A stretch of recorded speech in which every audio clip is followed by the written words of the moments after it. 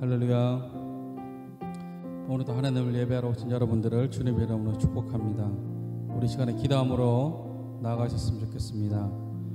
이 시간에 하나님 앞에 기도하실 때 하나님 오늘 드려지는 이 예배 가운데 아버지 우리와 함께하여 주시옵소서. 아버지 예배에 집중할 수 있도록 아버지 우리와 함께 해달라고 우리 시간 주님 안에 생각하시면서 우리 기도함으로 나아가시겠습니다. 기도하겠습니다. 사랑과 풍성하고 풍성하신 하나님 아버지, 우리가 온전히 주님의 은혜만을 바라보고 나아갑니다. 성령님 우리와 함께하여 주시옵소서.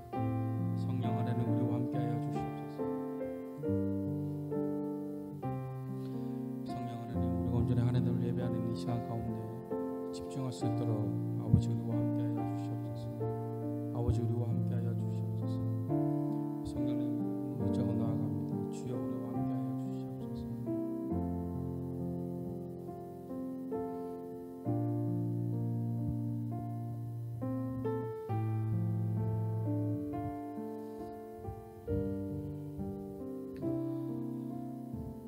마음을 다해 찬양합니다. 나는 하나님을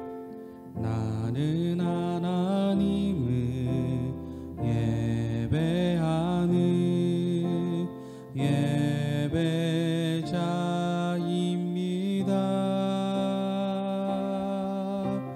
내가 서 있는 곳 어디서나 하나님을 예배합니다.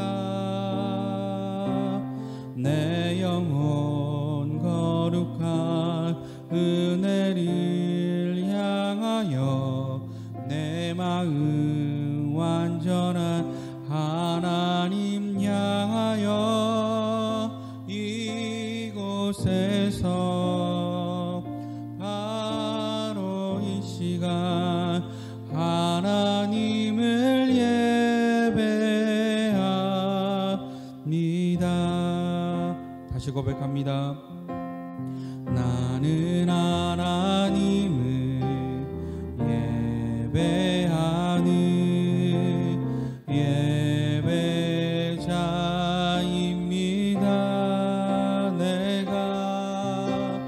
내가 서 있는 곳 어디서나 하나님을 예배합니다.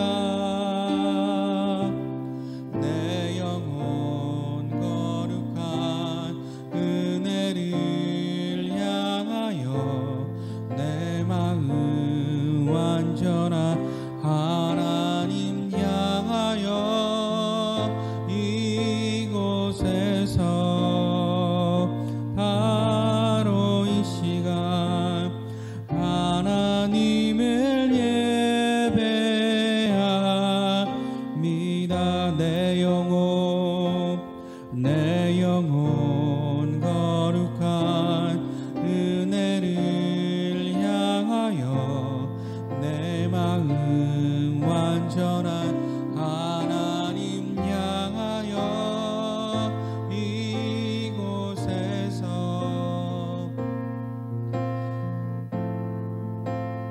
하나님을 예배합니다. 나의 평생에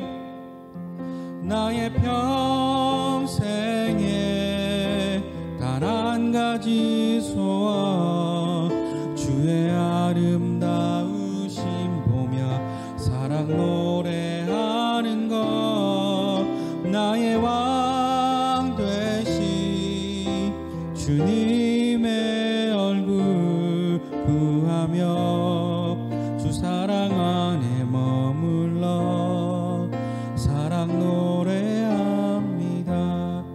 주님 내가 주의 장막을 사모합니다. 오직 주의 인재를 갈망합니다. 주의 집에서의 하루가 다른 곳의 첫날보다 좋으니 주 사랑 안에 머물러 사랑 노래합니다. 다시 고백합니다. 주님, 내가 주의 장막을 사모합니다.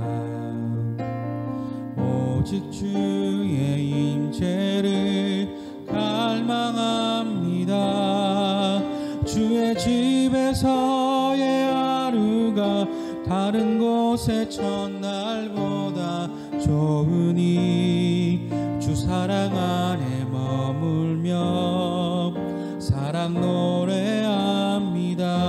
나의 평생에 단 한 가지 소원, 주의 아름다우심 보며 사랑 노래하는 것, 나의 왕 되신 주님의 얼굴 구하며 그 사랑 안에 머물러 노래합니다. 나의 평생에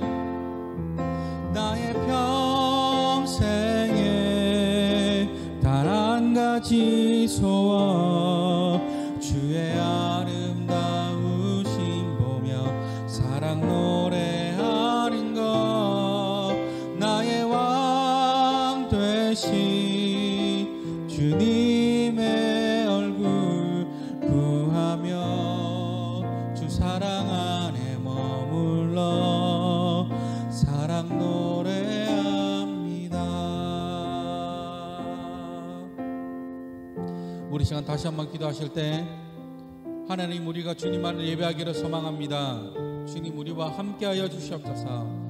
아버지, 우리가 온전히 하나님만을 예배하는 이 시간 가운데 성령님 우리에게 은혜로 역사해 달라고 우리 시간 주님 안에 생각하시면서 우리 기도함으로 나아가시겠습니다. 기도하겠습니다. 사랑과 은혜가 풍성하신 하나님, 아버지, 우리가 온전히 하나님의 은혜만을 바라보며 나아갑니다. 아버지, 우리의 마음을 만져주시고, 아버지, 온전히 우리의 마음 문이 열려서, 굳어졌던 우리의 마음이 열려서 아버지 하나님의 말씀을 듣는 이 시간 가운데 집중할 수 있도록 성령님 우리와 함께하여 주시옵소서. 은혜가 풍성하신 하나님, 우리 가운데 역사하여 주셔서 아버지, 오늘 드려지는 이 예배 가운데 아버지, 우리 심령이 편안하는 놀라운 역사 우리 삶 가운데 일어날 수 있도록 아버지, 우리와 함께하여 주시옵소서. 아버지, 우리가 은혜를 구합니다. 성령님 함께하여 주시옵소서. 주여, 우리에게 은혜를 주시옵소서. 주여, 우리에게 은혜를 주시옵소서. 주여, 우리에게 은혜를 주시옵소서. 성령 하나님, 우리에게 은혜를 주시옵소서.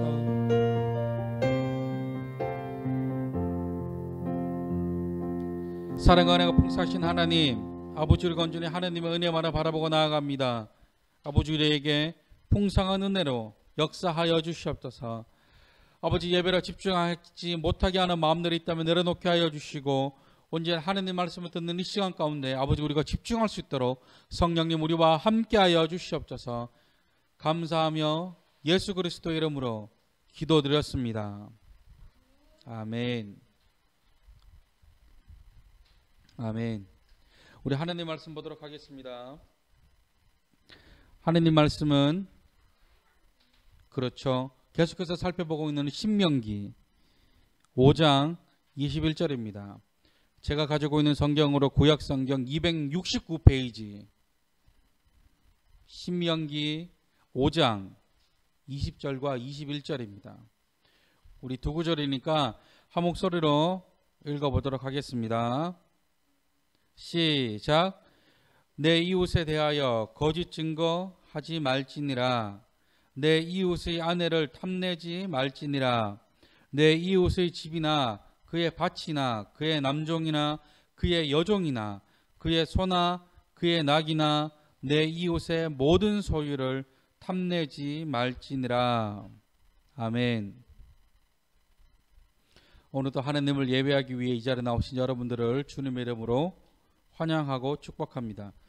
우리 옆에 뒤에 계신 분들과 인사할까요? 잘 오셨습니다. 잘 오셨습니다. 오늘은 거짓과 탐심이라는 제목으로 말씀을 나누어 보기를 원합니다. 드디어 길고 길었던 십계명의 말씀이 오늘로써 마무리가 됩니다. 이제 다음 주에 총 정리하는 시간을 가지면 십계명 말씀들을 다 살펴보게 됩니다. 우리 다음 시간까지 조금만 더 집중해서 말씀을 들었으면 좋겠습니다. 우리가 삶을 살아가다 보면 마치 잔소리처럼 많이 듣는 가르침들이 있습니다. 제가 예전에 어떤 TV 프로그램을 보니까 90대신 할머니가 70된 아들 할아버지한테 항상 하시는 얘기가 차 조심해라, 운전 조심해라, 뭐 싸우지 마라, 밥 챙겨 먹어라, 뭐 더운데 찬물 많이 마시지 마라, 뭐 이런 얘기를 하시는 걸 보게 되었습니다. 참 마음이 따뜻해지면서도 짠하죠. 나이 70이면 적은 나이도 아닌데 부모님은 부모님이구나 싶기도 하고, 역시나 자녀는 자녀구나, 나이가 아무리 들어도 노령이 돼서도 부모님 눈에는 여전히 자녀는 자녀로 보이는구나 싶기도 했었습니다. 이뿐만 아니라 저와 여러분들이 어릴 적부터 유치원을 다닐 때부터 부모님에게서든 유치원 선생님에게서든 들었던 가르침 중에 하나가 거짓말하면 안 된다는 것이었습니다. 거짓말하면 안 된다는 것이었습니다. 저도 어릴 때 이것 때문에 참 많이 혼났어요. 제가 가장 많이 했던 거짓말 생각해 보면 그 중에 하나가 숙제가 있는데 없다고 한 거, 뭐 학교에 낼 돈이 있는데 원래 내야 될 돈보다 더 크게 얘기했던 거, 뭐 그런 것들이 생각이 나는 것 같습니다. 뭐 그렇게 내세울 만한 거짓말을 한 적은 없었던 것 같아요. 오히려 결혼하고 거짓말을 많이 했습니다. 가장 많이 했던 거짓말이, 연애할 때는 그렇게 세상 친절하고 다정하다가 결혼하니까 마치 속은 것처럼 행동하는 거. 얼마 전에 우연히 예전에 아내가 쓴 편지를 봤는데 세상 그렇게 달달할 수가 없어요. 그때는 그렇게 잘했던 것 같습니다. 배아윤 언니는 왜 웃죠? 그런데 지금은 편지는커녕 문자도 잘 안 보냅니다. 아빠인 제가 그래서 그런지 저희 아이들도 종종 거짓말을 합니다. 숙제냐 물어보면 했대요. 말은 했지만 확인해 보면 숙제가 안 돼 있거나, 숙제를 다 해서 선생님한테 냈다고 했지만 확인해 보면 숙제가 덜 되어져 있습니다.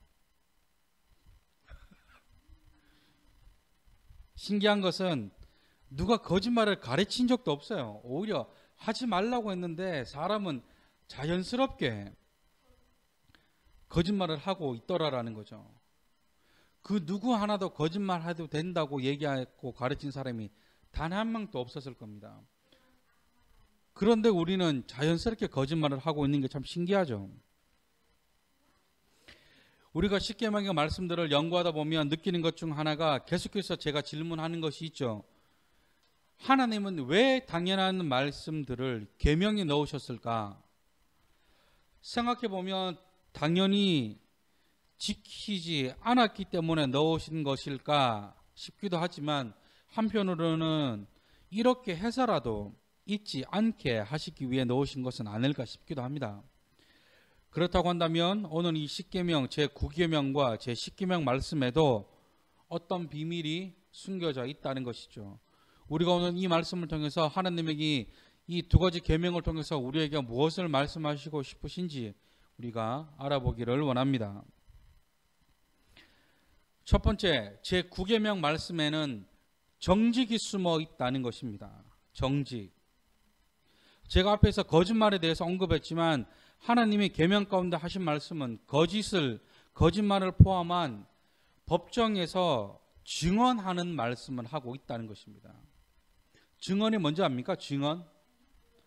그 법원이라고 해서 우리가 죄를 지으면 판사님한테 너 감옥에서 몇 년 살아야 돼, 이렇게 판결을 받는 게 있어요. 거기서 이 사람이 죄를 진 것을 본 사람이, 이 사람이 그때 이렇게 죄를 지었습니다라고 말해주는 사람이 증인이고, 그 사람이 하는 말이 증언이에요. 굉장히 중요한 거죠. 그러므로 하나님은 이 문제에 대해 아주 단호하게 거짓 증거하지 말라고 말씀합니다. 신명기 17장 6절과 7절 제가 읽습니다.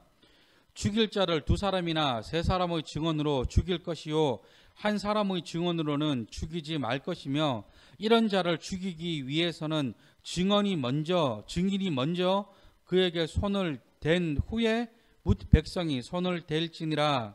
너는 이와 같이 하여 너희 중에서 악을 제할지니라. 뭐라 말씀합니까?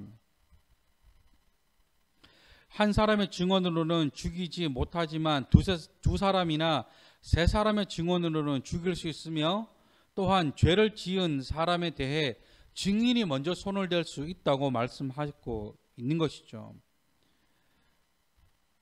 그렇다고 해서 우리가 법정에 쓸 일이 많지 않기 때문에 이 말씀을 무시해도 된다고 생각하면 안 됩니다. 이 말씀을 통해 저와 여러분들이 가장 먼저 점검하셔야 할 것은 나는 과연 정직한 삶을 살고 있는지 돌아보셔야 한다라는 것입니다. 정직이 뭔지 압니까? 정직. 배하선 어린이 정직이 뭔지 알아요? 뭔지 몰라요? 정직이란 마음에 거짓이나 꾸밈이 없는 것을 의미합니다. 단순히 거짓말하면 안 된다는 것이 아니라 더 나아가 예수님을 믿는 저와 여러분들이 추구하고 만들어 가야 하는 인생이 정직한 인생이 되어야 한다라는 것이죠. 쉽게 얘기하면 이 정직이라는 게 거짓말하지 않는 것, 그리고 죄를 짓지 않는 것을 정직이라 말합니다. 그래서 우리가 TV나 뉴스를 통해 어떤 회사의 돈을 마치 자기 돈처럼 사용했거나 공정한 방법으로 선출된 사람이 아닐 경우에 쓰여지는 기사가 정직하지 않는 사람이라는 기사가 쓰이곤 합니다. 하느님께서도 말씀하시기를 신명기 6장 18절과 19절 말씀에 여호와께서 보시기에 정직하고 선량한 일을 행하면 복을 받고 하느님께서 모든 대적을 쫓아내시고 아름다운 땅을 차지할 것이라 말씀하십니다. 결국 우리 인생 가운데 정직이 힘이 될 수 있다는 것이죠. 흔히들 사람들이 너무 정직하면, 너무 올곧으면 부러진다고들 합니다. 그런데 그 올곧음이 하느님 보시기에는 옳은 인생입니다. 주님의 이름으로 바라는 것은 여러분들의 삶이 정직한 삶이 되어지시기를 주님의 이름으로 축원합니다. 단순히 거짓말을 하지 않는 것뿐만 아니라 바르게 사는 것이 중요하다는 것입니다. 아시겠습니까? 그런가 하면 두 번째로 제 10계명 말씀에는 우상 숭배가 숨겨져 있다라는 것입니다. 말씀을 자세히 보면 점점 밖으로 나가고 있다는 것을 알 수 있죠. 가장 먼저는 이웃의 아내, 그 다음에는 이웃의 집, 그 다음은 이웃의 밭, 그 다음은 남종과 여종, 그리고 소나 나귀, 그리고 마지막으로는 이웃의 소유입니다. 여기서 혼돈하시면 안 되는 것이 도둑질하지 말라는 말씀과 다른 말씀입니다. 특히나 마지막 제10계명 말씀은 다른 말씀들과 다른 하나가 있습니다. 그것은 마음의 동기입니다. 마음의 동기.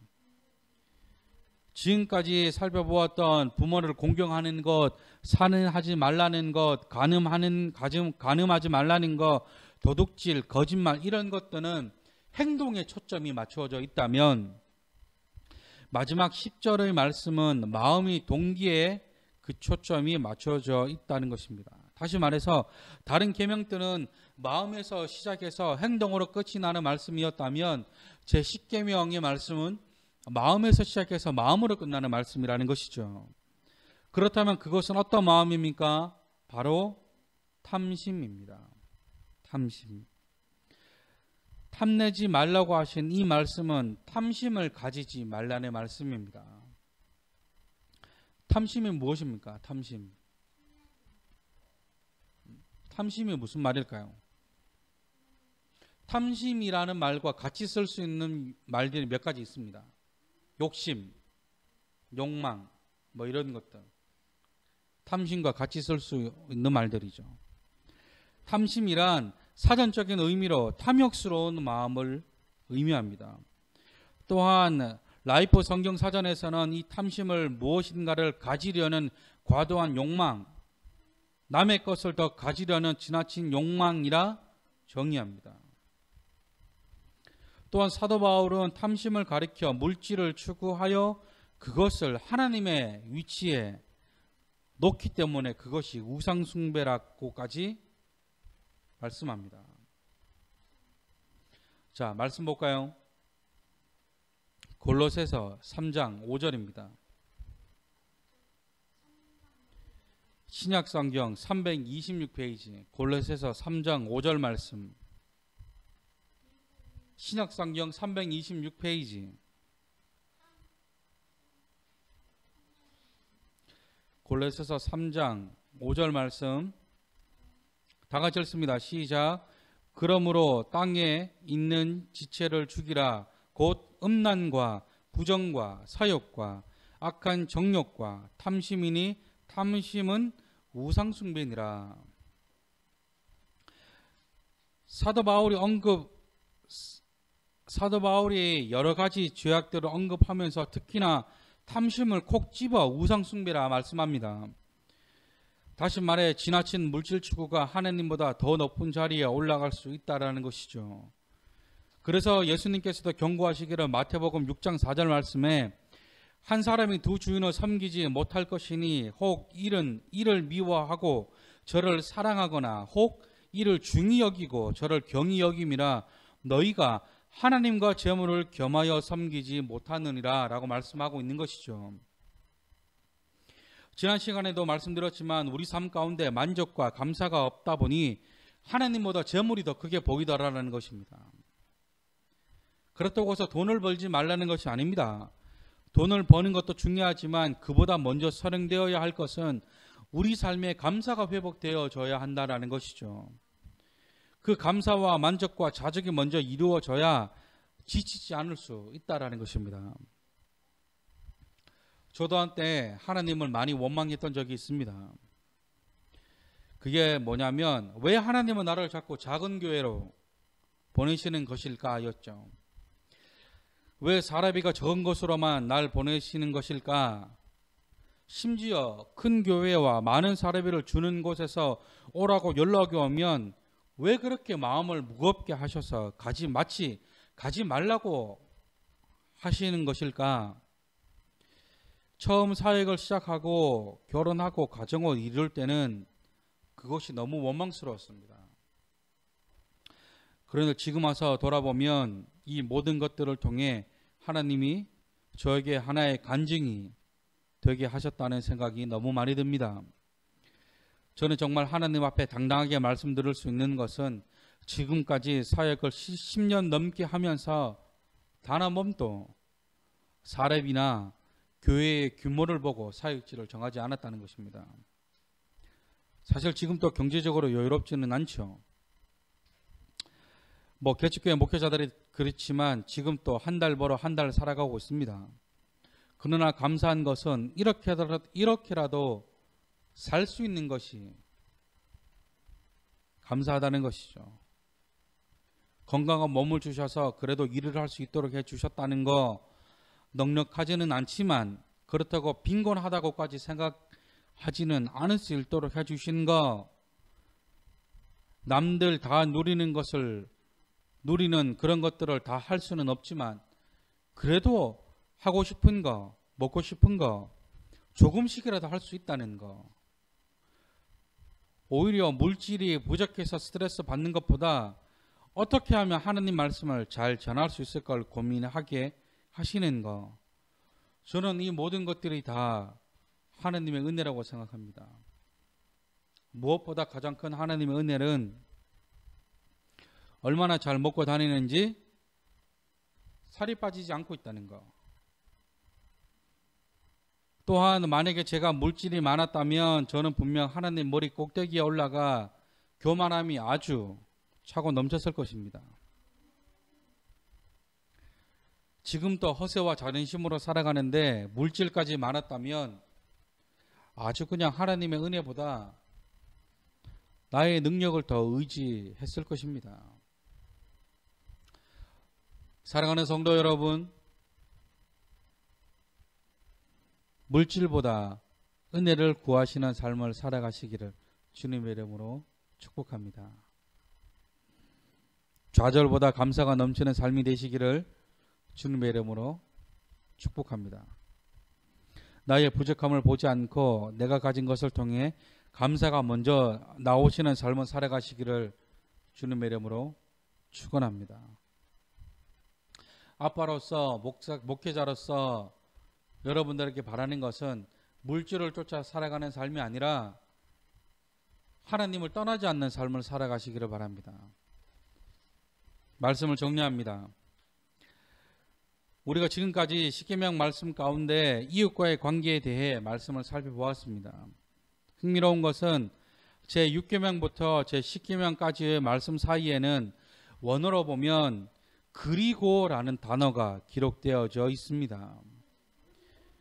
다시 말해 마치 체인처럼 연결되어 있다는 것이죠. 그러다 보니 한 계명이라도 어긋나게 되면 다른 계명도 무너지게 되어져 있다는 것입니다.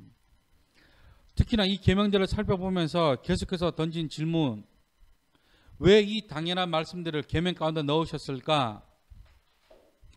마치 하나님이 우리에게 잔소리라도 하시는 것처럼 이 말씀이 들립니다. 그런데 보세요. 왜 우리가 이 말씀들이 잔소리처럼 들릴까요? 먼저는 그 말씀들을 다 알고 있기 때문입니다. 그런데 정작 실천하기에는 힘든 말씀들입니다. 두 번째로는 그 말씀을 잘 알고 있기 때문에 너무 가볍게 여기고 있다는 것이죠. 저와 여러분들이 이 말씀을 더 잘 지키기 위해서는 하나님을 더 사랑하셔야 합니다. 우리가 사랑하는 사람의 말을 잘 듣는 것처럼 하나님을 사랑하신다면 이 말씀을 지키기 위해 부단히 애를 쓰셔야 한다라는 것입니다.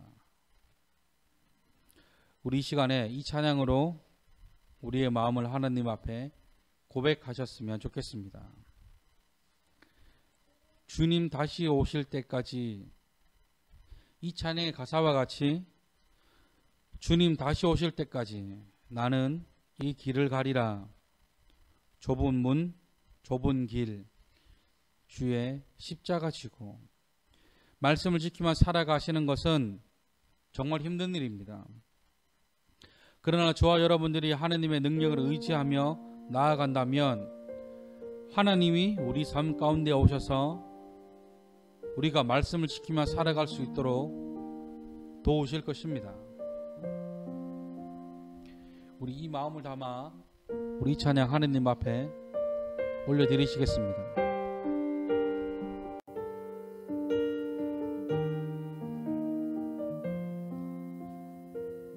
고백합니다. 주님 다시 오실 때까지 나는 이 길을 가리라.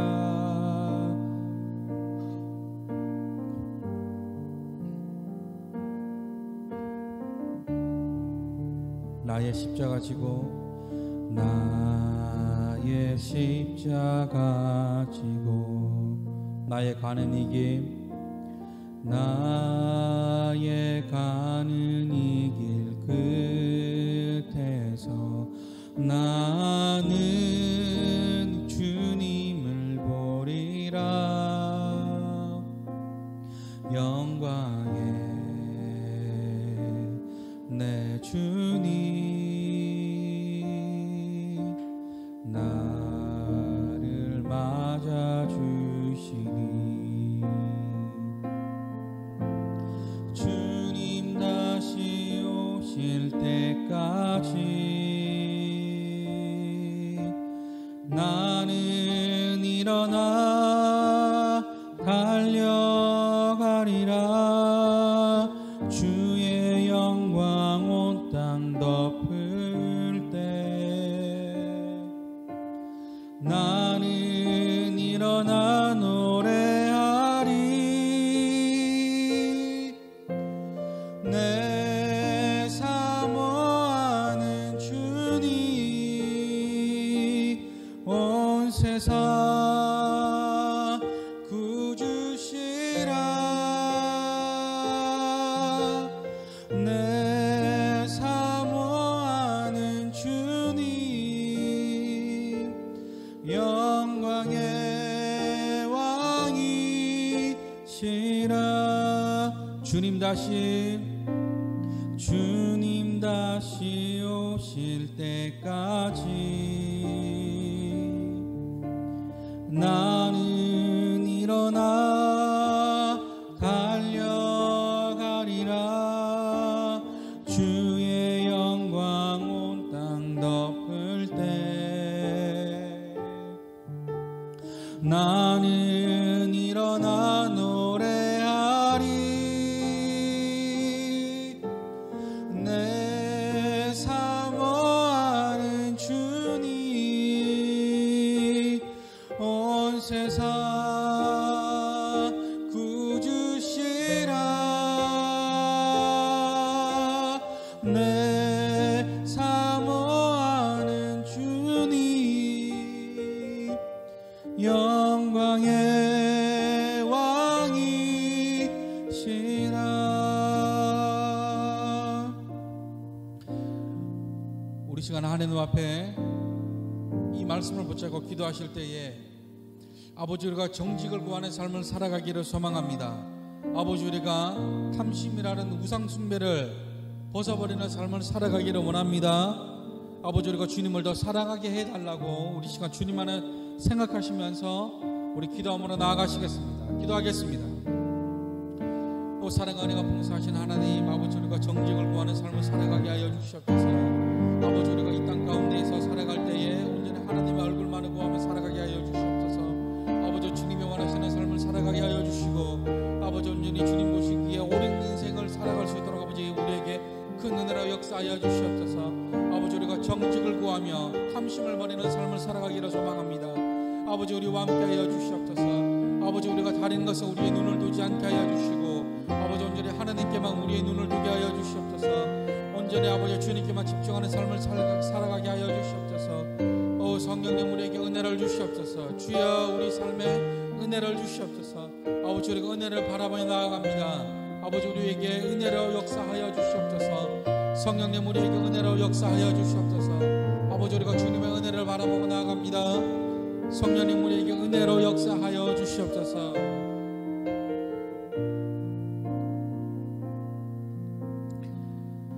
사랑과 은혜가 풍성하신 하나님 감사합니다. 우리가 날마다 말씀 가운데 살아가기를 원합니다. 정직을 구하며 탐심을 버리는 삶을 살아가게 하여 주시옵소서. 세상의 가치관이 아닌 하나님 나라의 가치관으로 살게 하여 주시고, 어떠한 상황 가운데서도 하나님만 의지하게 하여 주시옵소서. 이제는 우리 주 예수 그리스도의 무한하신 은혜와 하나님의 한량없는 사랑과 성령님의 감화 감동 내조 역사 교통 충만케 하시는 그 은혜가 정직한 삶을 살아가기를 결단하는 모든 자들 머리 위에, 탐심이라는 우상 숭배를 버리기를 결단하는 모든 자들 머리 위에 이제로부터 영원토록 함께 하시기를 간절히 축원하옵나이다.